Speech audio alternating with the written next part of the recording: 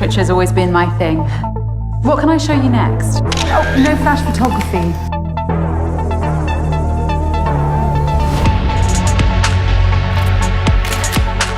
No flash photography, sir. We only showcase portraits by undiscovered artists.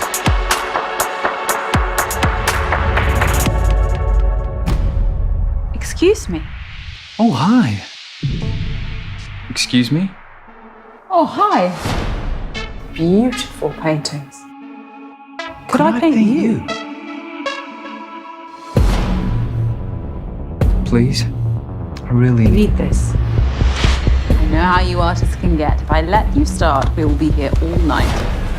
I wouldn't if I were you. Feel under your seat. That is a pressure-activated detonator. A bomb, Morgan. Stand up, and this room ends up looking like a Jackson Pollock.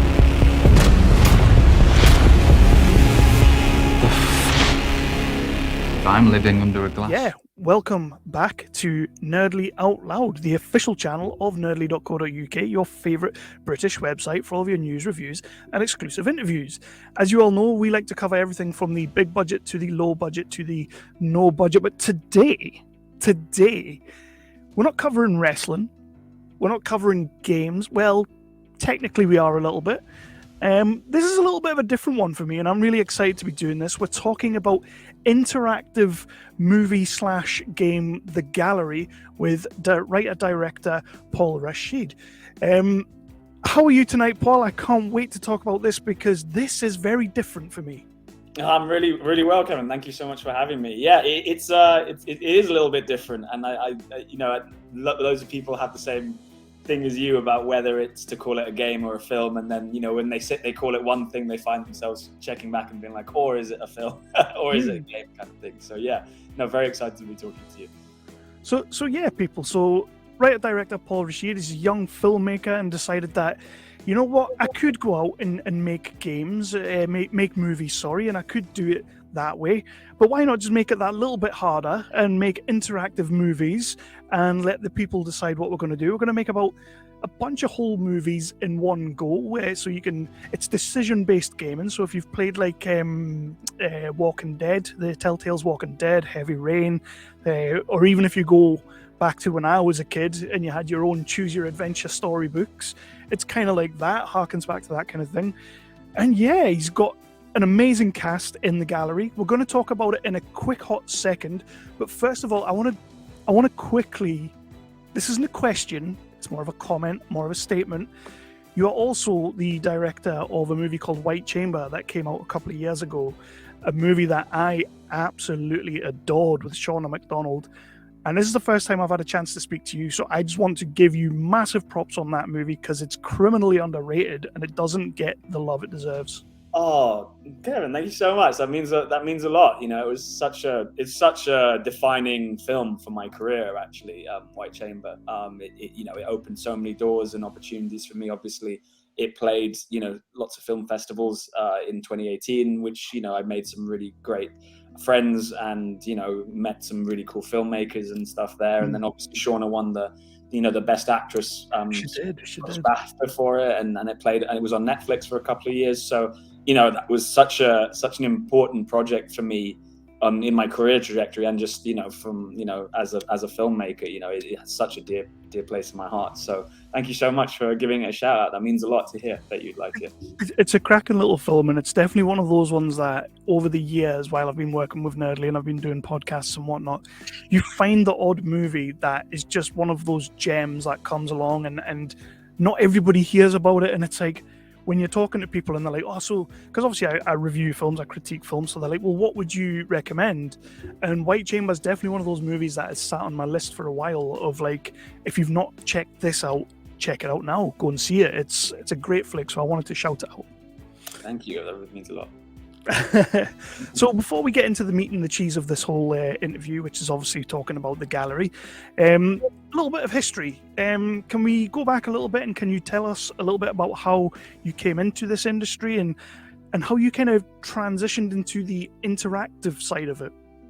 Yeah, well, I was fortunate enough to kind of have film and filmmaking in my blood. My dad Neville was he was a cinema operator when I was growing up. So Literally throughout, since I can remember, I was watching loads and loads of films in the cinema specifically. So that's kind of where I fell in love with films like very early, and especially, the big screen experience. So, and then Dad he made the career transition to becoming sort of a very low budget independent filmmaker himself, film producer, in my formative years. So I spent a lot of time shadowing him, learning about the business, in front and behind the camera. And then eventually, once I, finished my formal education, I studied English literature with film studies at uni. I still, knew I wanted to go into the industry. So we started a company together called Avery Films. And, the first film that I wrote that got produced was a film called Unhallowed Ground. Followed that up with a supernatural horror called Winterstoke House, and then followed that up with White Chamber. So that was sort of that period in genre films in my sort of early 20s was sort of kind of taught me a lot about, filmmaking and everything. And that's kind of how I cut my teeth. And then I got the opportunity to transition into interactive filmmaking in 2019 with the producer John Giwa-Amu and Jade Alexander, who were looking for a director for this interactive film that they had called The Complex, which was a sci-fi thriller. They had basically seen White Chamber and, liked what I did there on a very low budget in a, as a contained sci-fi thriller, and thought I'd be like the perfect fit for The Complex. And then I had to I jumped on board, looked at the script, kind of immersed myself in this new interactive format, language of, how to tell a story and how to construct a story. Which was quite challenging to start off with, because there was very little precedent to go off at that time. But I guess I didn't look back, and 5 interactive projects later, I'm still here making interactive films. So with that in mind, you've done the linear based movie thing, and you're doing the interactive movie thing now. How does it differ in terms of when you first start to sit down and write this? Because obviously with every choice you make, there's multiple different routes you can go down, different branches to the story. So how do you keep all that in check, and how do you even start mentally thinking about that? It's a process I've refined, and obviously you're still learning about it because it's such a new format really. It's not new, but there's so little filmically to go off really. Like there's not a whole database worth of screenplays of interactive screenplays and flow charts and stuff that you can take a look at. So it's kind of something that I was always interested in even in linear filmmaking. I was interested in non-linear structure, fragmented timelines, alternate realities, much like what, linear, there's a lot of interest in it now in the traditional film world. You look at Everything Everywhere All at Once, the MCU going into the multiverse. I think it's something that a lot of people are interested in anyway, non-linear storytelling in linear films. So that was something I was always kind of predisposed towards. So, and I've always been a casual gamer. So it was kind of something, it wasn't too hard a tweak for me to mentally make. I just needed to learn how to do it. And I guess it's just kind of adjusting, what I was doing on those kinds of things. I mean, White Chamber itself has a fragmented timeline. It starts on one timeline, then you go back, and then you jump back again. So, but I guess what I can liken it to is, the most filmmakers, will have some kind of way of mapping a story out with Post-it notes on a wall or something like that. And then they kind of just arrange it into a straight line and throw away the certain scene ideas that don't fit in. But with interactive films, you just kind of keep all the Post-it notes up. So like because the thing is, you'll have 3 Post-it note versions of how one scene can unfold. And then in a linear film, you have to take away 2 of them. But in interactive filmmaking, you don't.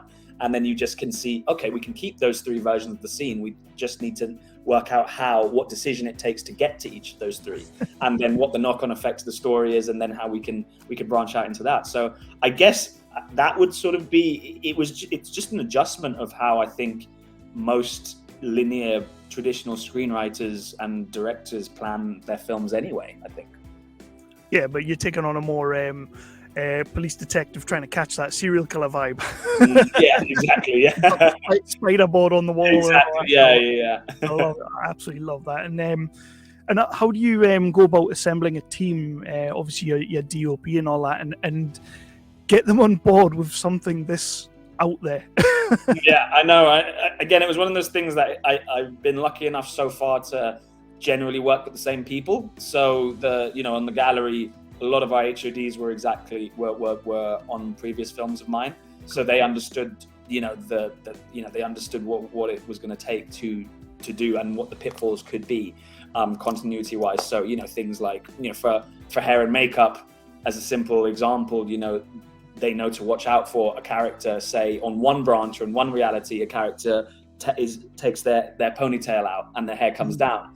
But then on all the other realities, they never did that. And then if it centers back and if the scenes are flowing into the same place, you can't have one reality where the hair is down on one. Otherwise, you have to shoot everything twice. So it's small little things like that I think once you get the right team and people who have experience in the language of interactive, they know to watch out for that kind of stuff, and that that applies to every department, really, just making sure that there is that continuity and throughout the whole thing, and we don't create extra work for ourselves by creating two different versions of something that we need to shoot twice if for whatever reason. So it was and when I first did it with the complex, I just wanted to some of the people on there were people I had worked with before, so I had a personal rapport with, so I could explain it to them, or it was just people that really embraced the format. But I think what I found in my experience so far, both cast and crew, people seem to pick up the language very quickly, which is a blessing, and I think people really enjoy it and really relish it. So I try and keep people who have some kind of experience in this field when I'm building a team, I think. Oh, I'd imagine so. And I'm a massive fan of like I mentioned Telltale's Walking Dead before. Mm-hmm. Big fan of those games. They made the Batman one as well. I loved that. Heavy Rain, I loved that. So when Tom reached out and asked me if I wanted to give this a go and see what it was all about, I was all up for this one. And I have to say, I have played the game now. No spoilers. Yeah. Absolutely loved the fact that 1981 and 2021, like, unbelievably similar, by the way. I know. I'm sitting there thinking, holy crap, we really haven't come on that far, have we? Yeah, what's changed in 4 decades, Yeah. But yeah, so where did the seed for the gallery come from, the idea from the gallery come from, and what does it mean to you as the writer? Well, we could be here all day if I was to get into all the themes and stuff that I wanted to kind of address in it. But I think it started, it was kind of just came in stages, really. It was originally an idea for a linear film, like way before my interactive stuff, because it's a hostage thriller, and the hostage thriller is a subgenre of the thriller genre that I absolutely love. It's one of my favorite, subgenres of film. Going back to the ultimate one, which is Die Hard, but then you've got some amazing films like Phone Booth and Buried and Red Eye, and like all of these films are just I absolutely loved all of them. So it was always an ambition of mine to make a hostage thriller, and portraiture, the art world, portraiture especially is a type of art that I've always been fascinated by and interested in. So it was kind of just as a writer, you brainstorm, you spend half your days brainstorming ideas anyway, so it kind of just, it was a natural fit between two things that I was really passionate about, to have a hostage thriller set in the art world, in the portrait world.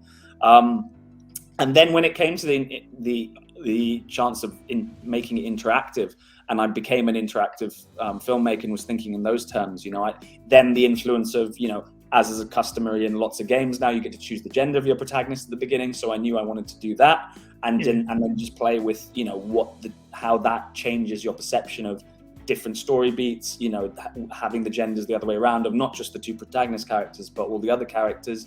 That was something I've always been interested in. And then, once we did our recce for the first time at our location, Stephen's house in Finchley, North London, I kind of saw this amazing location where there was like lots of rooms which felt like time capsules. And I was like, we could easily, this feels like we could lean into this and make one of the versions a period piece. So it was, it was at the recce when I first saw this location. That's when I was like, actually, let's not just have these two separate stories with the two genders.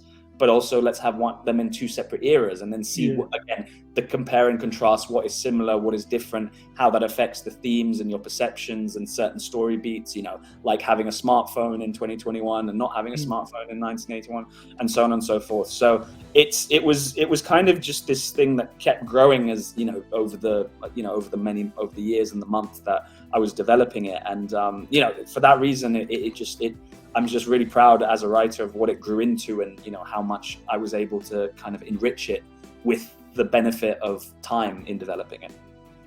Which of the two stories was your favorite to film and write? Wow, it's a really interesting question. I mean, it's a tricky one, especially because it's interactive. That ultimately there's 5 hours and 18 minutes of edited footage in the whole thing. Nice. So there are scenes in both of them that I absolutely love. There are, some of my favorite sequences are in 2021, and some of my favorite, beats are in 81, and some of my favorite lines are in each version. Some of my favorite cameo characters are in the thing. So it's really hard to sort of pick one, because then it's not like a straight comparison really. But to make them, to make the shoot itself was fantastic. The crew and the cast were absolutely amazing to work with, and we had to shoot it in 6 weeks, so it was 3 weeks for 81, 3 weeks for 21, which was that it was shooting at breakneck pace, and they for them to be able to produce the quality of what we got under those conditions was like, and when I say conditions, I mean because we were shooting as well during a COVID peak at the beginning of 2021. So I think that was the one thing that was the big challenge for me in making it, because I just didn't have the peace of mind to fully enjoy the experience as it was happening, because at that time, if we had a positive test, we would have had to shut down for a week. That was what the rules were at that point. So it's a shame, because I was coming into work every day being like, I don't know if today's the day we get shut down. Any moment you could just have the rug pulled out from under you.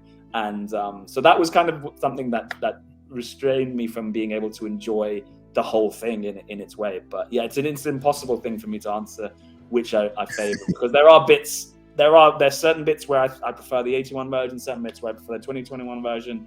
It's understandably. Yeah. So on that, you're filming for 6 weeks during a lockdown, probably the stressiest time in recent history. You've got Anna Popplewell, who everyone will know from the Narnia movies and Rain, and then you've also got George Blagdon, who played Athelstan in Vikings. Two actors that are just insanely good at their craft, just wonderful, and you really do have some unreal dialogue in this for both of these characters, both of these actors. How did you go about getting these guys on board, and how did you talk them into making an interactive game?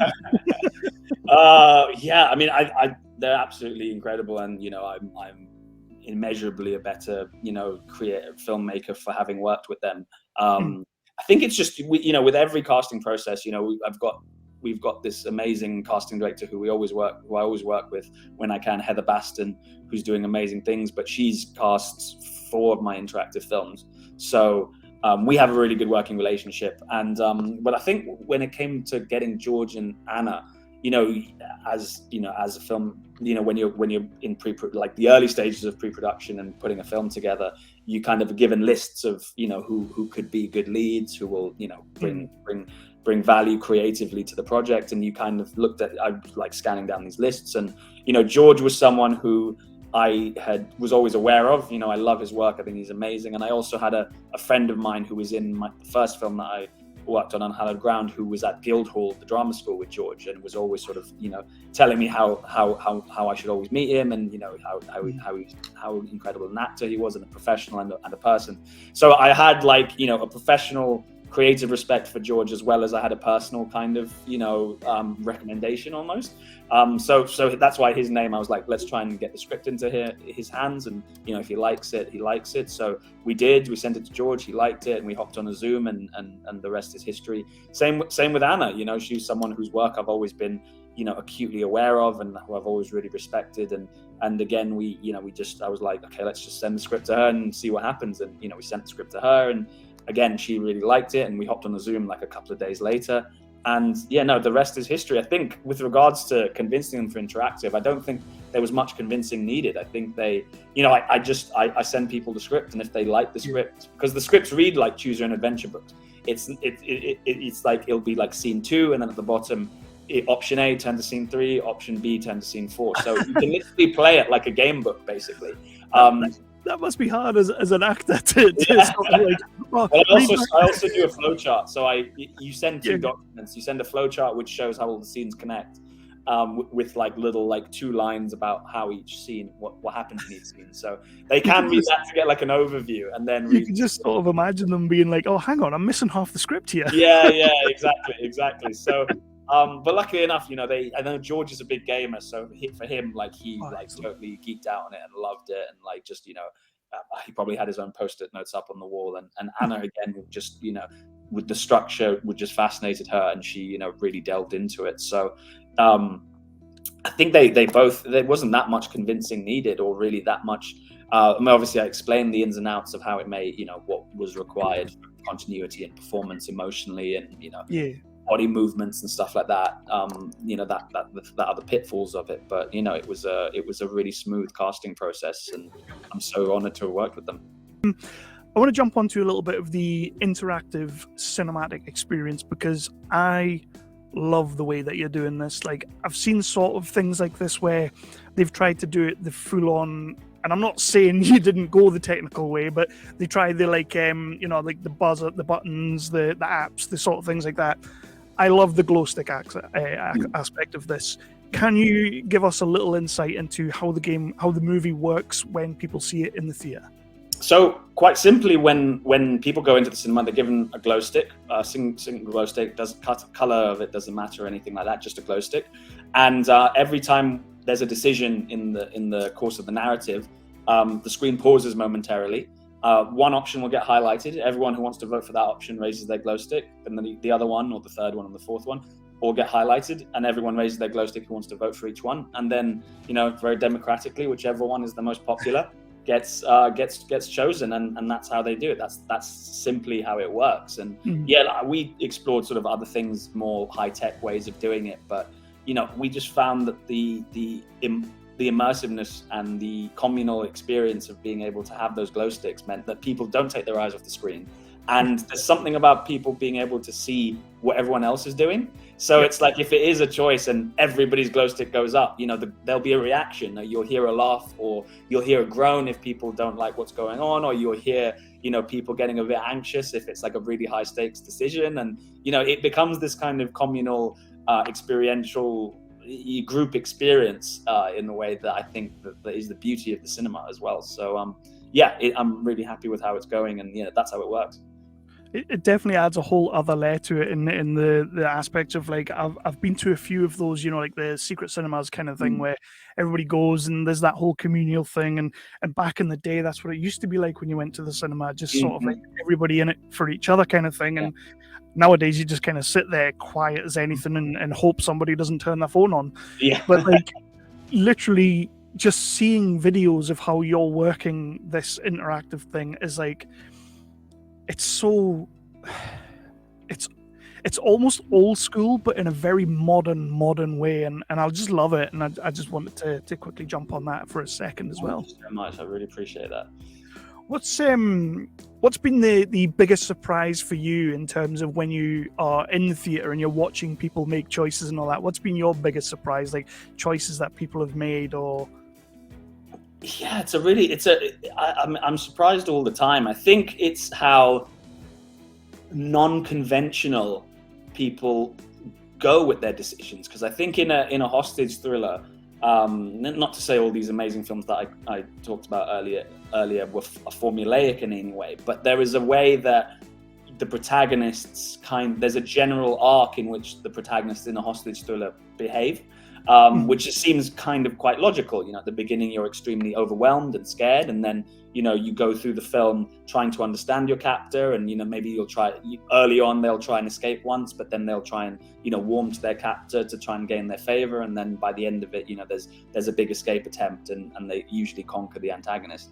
And it's just kind of funny how given the choice to act, the audience in the cinema don't do that. You know, a lot of the time they're abrasive from the beginning and constantly abrasive, regardless of the fact, which is really interesting to me. And then, you know, then sometimes, more often than not, there have been like bad endings for the protagonist in the cinema screenings. So it's quite interesting seeing that, you know, they're not taking the conventional beats that you would put in as a linear screenwriter of how a protagonist would behave, but you're seeing the audience explore, okay, what if, you know, you're seeing them explore the complete opposite, I think, which is something that's very interesting to me, that, you know, by giving people that agency, they are taking the opportunity to do something that is something you're told not to write as a writer.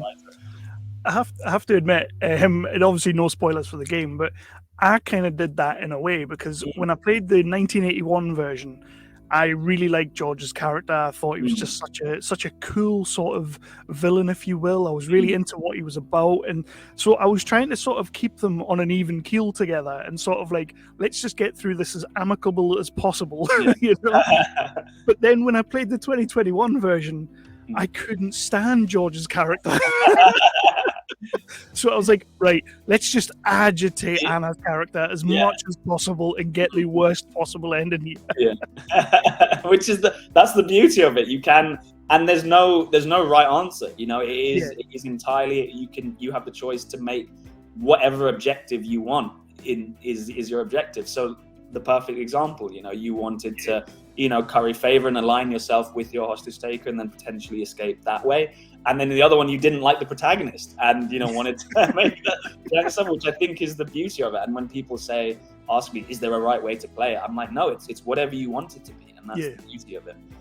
I'm sure I'd play it a different way next time, but it was just like, I was just sitting there going, oh, I just cannot stand this man. Yeah. When you see when you see the movie being played in the theaters, that's a weird concept, movie being played in the theaters. Yeah. But when you see that, any director, any creator, any actor, when I ask them about their movie on the big screen, can tell me everything they saw that was wrong with it, and they can tell me a line that went on too long, a scene that just didn't really quite work the way they thought it did. But I like to ask the question of, what is the one thing that you are the most proud of? And when you see it up there on the screen, you're like, you know what? That day we smashed that. It's a tricky one. It's a really, really tricky one. I mean, there are some action sequences in there. There are some, and you mentioned some of the dialogue. There's some scenes where the dialogue in that verbal kind of tennis that they're playing, Morgan and Dorian, George and Anna, whichever way around it is, where it just, and the edit was, you know, and then Chris, the editor, was able to just replicate the, you know, that absolute synergy that they had as on set in the edit. So there are some sequences of that I absolutely love. I just. I think what I'm most proud of is that there are many scenes and many sequences that I look at and I think to myself, this is better than what I wrote. You know, this has been elevated. You know, this has been elevated to a whole new stratosphere by, you know, the crew coming together and collaborating to create the world, and then the cast bringing it to life and the characters. And, you know, that's the hope you always have as a writer director. But sometimes I'll just be sitting there and be like, this is at a level I didn't even think it could reach because of the people who have come together to make it happen. So, I would say that there's nothing specific, and I wouldn't want to say it. There are specific things, but there'd be spoilers. But yeah, I imagine there's quite a few things in there that I really do want to talk about, but I just can't. Yeah. So, the movie is currently being shown around about. I believe we have a few more showings coming up. There's one today, which is not really much point talking about because this will go out tonight and it'll already have been shown. You're showing on the Sunday the 2nd at the Genesis Cinema on Bethnal at 3:30. Monday the 3rd at 7 p.m. Tuesday the 4th, I believe you're playing both parts of the game, and then you're doing a Q&A after that. So get yourself on the websites for all of those showings. The Ealing Project, which is the London Interactive Game Show, I believe, is showing there on Wednesday the 5th at 5 p.m. Again, I believe that's another Q&A there as well, which will be cool because you'll get told straight away what people like and they don't like. And then the awesome Prince Charles Cinema on Thursday the 6th at 6:30. You can go to all their websites and you can get tickets for all that. We're going to start wrapping it up in a quick hot second, but I do have a couple of little sort of quick fire questions for you. And the first one being, what's the best thing that you have heard during a Q&A or from someone who has just played the game when they've came out? Oh, wow. That was...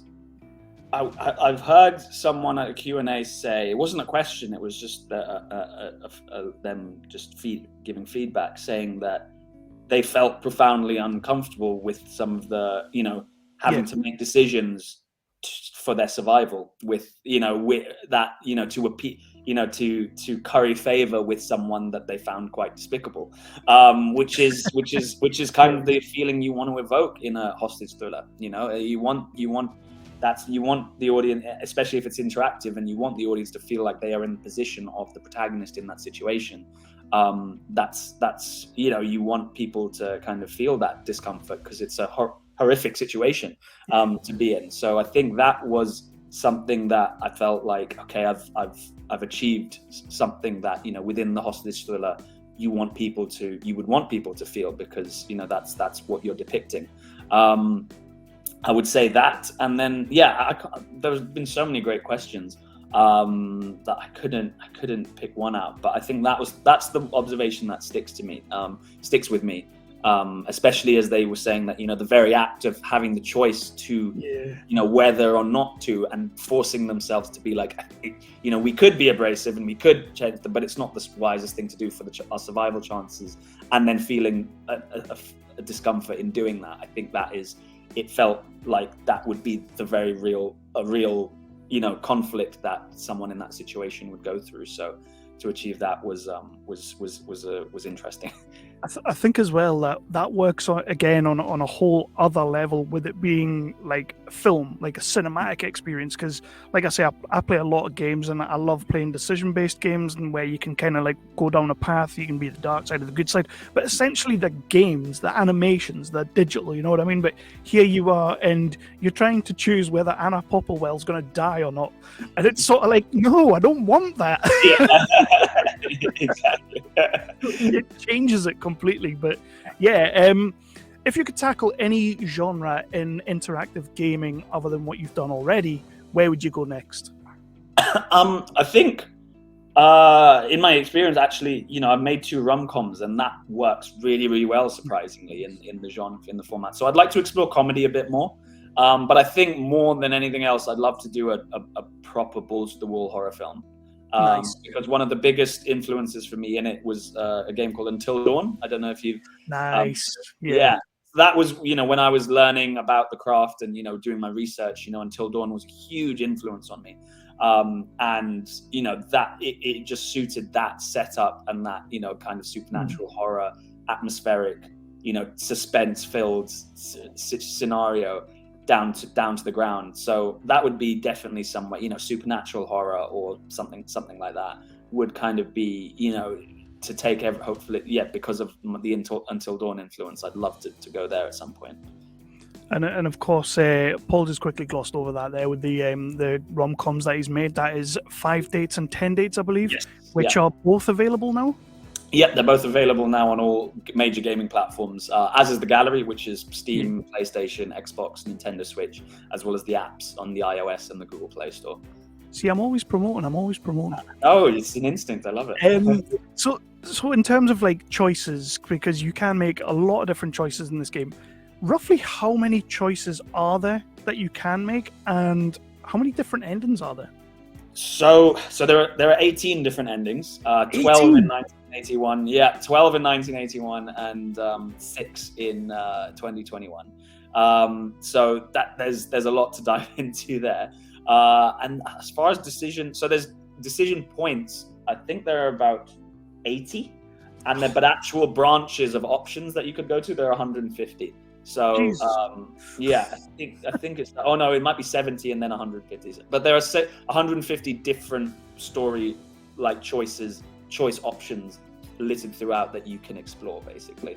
that then branch off, and obviously the combinations in which you experience them all will affect certain things as well. So, it's kind of this puzzle box and there are, innumerable combinations in which you can make all those decisions that will all have their own kind of different repercussions and consequences.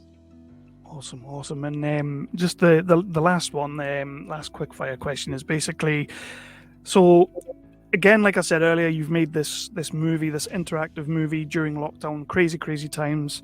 What inspires you to get up in the morning, keep pushing forward, and deliver the best project you best possibly can? That's an amazing question. I think just the fact that I love what I do. It's kind of a very general thing to say, but I know, being a filmmaker who has, who's in a position that stuff that if I write something good enough, it will, at the moment, especially as I'm in this interactive niche, it'll have a very good chance of being made. That is, as an independent filmmaker, that is all the motivation you need, because it is so hard now more than ever, since the pandemic and, with the economy the way it is and everything like that. It's and the state of exhibition and distribution for independent films. It's not easy. So being blessed enough to be in a position that I can realistically get things made at this point. There are enough people out there who believe in what I'm doing. That's enough for me to be like, look, I can't let this. I can't pass this up. I can't take this for granted at any point. I had I was blessed to have been given a chance very early to direct, because by my dad being my my business partner, and meeting other producers who believed in me. So that's a very privileged position to be in. So I'm acutely aware of it. And I think that gets me up every morning, because it's such an amazing position to be in, and it excites me to be able to potentially tell new stories, and in this new format, in this new interactive format, where I think there's so much to be explored that I haven't even scratched the surface of. So those two reasons are probably what motivates me the most. Well, Paul, I've played The Gallery, and again, everybody, it is out there on Steam, on Xbox, PlayStation, all those good places. So please do check it out. If you can get yourselves to the Prince Charles, the Genesis Theatre, or the Ealing Project, absolutely get yourself there, because I think the interactive experience, I live about 4.5 hours away from London, so there wasn't really much chance of me getting down there. Of course, yeah. But I really want to experience this with a room full of people. I really do, because I think it would just be, it's just an experience you can't really get anywhere else. And I think what you've done here is wonderful. I want to see more projects from you. We've already talked about your dream project, and we'll wrap it out with what have you got next. Let people know where they can find you, where they can find the project, and everything like that. Well, thank you so much, Kevin. And again, I've got two projects which I've written the scripts for, that are on the slate of what interactive films I'd do after this. So once this limited cinema release of The Gallery is wrapped up, at the end of this week, my attention will just straight away turn on to what's the next project to make. One of them is a comedy, one of them is a suspense thriller. So I've already got what I want lined up. So hopefully we'll be shooting that later in the year. Hoping for again for a release next year, and we'll be hoping to go to film festivals, release on gaming platforms, have a limited cinema release again. All of what we've done. Hopefully, The Gallery is just the beginning to show people what's possible, and that's the ambition, and that's what I've got lined up next. And if you want to keep track of me, I've got my website, which showcases all my work up until this point. So that's paulraschid.com. That's my name, PaulRaschid.com. Or I'm on, Twitter, Instagram, and badly on TikTok. But there's some stuff. That's all the same handle. It's again my name as one word, Paul Raschid, PaulRaschid, all lowercase. Don't worry about how bad you are on TikTok. It's not a good place to be.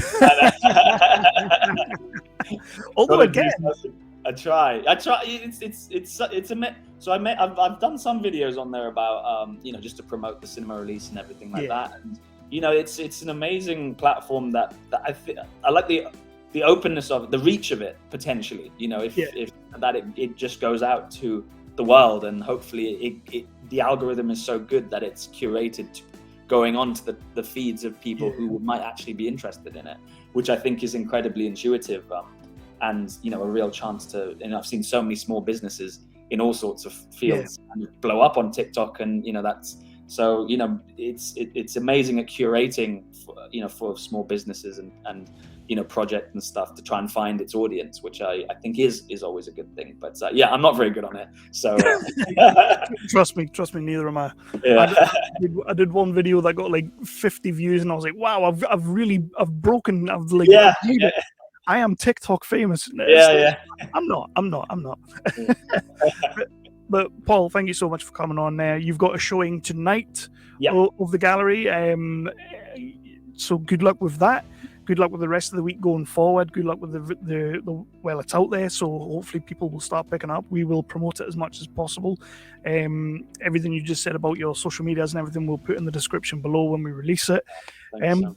But most of all, just keep doing what you're doing, because it's why Nerdly speaks to guys like yourselves. We want to speak to the guys who are innovating and creating and passionate about what they want to do, and it's great to talk about something that's a little bit different.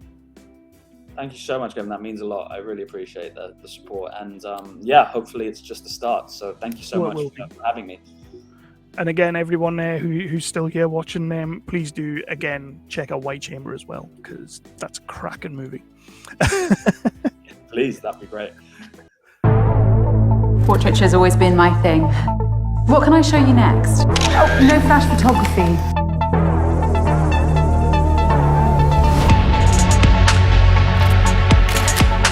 No flash photography, sir. We only showcase portraits by undiscovered artists.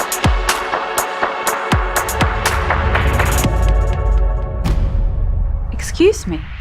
Oh, hi. Excuse me? Oh, hi. Beautiful paintings. Could I paint you? Please? I really Read this. I know how you artists can get. If I let you start, we will be here all night. I wouldn't if I were you. Feel under your seat. That is a pressure-activated detonator. A bomb, Morgan. Stand up, and this room ends up looking like a Jackson Pollock.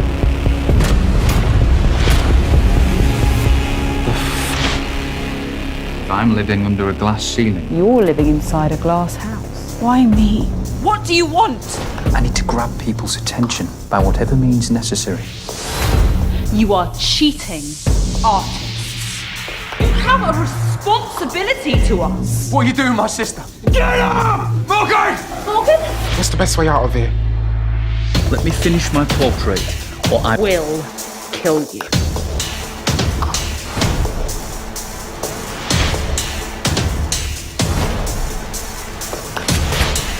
We've been left with no option but violence. Where's the art in what you're doing tonight? The Hulk is our masterpiece. So, shall we?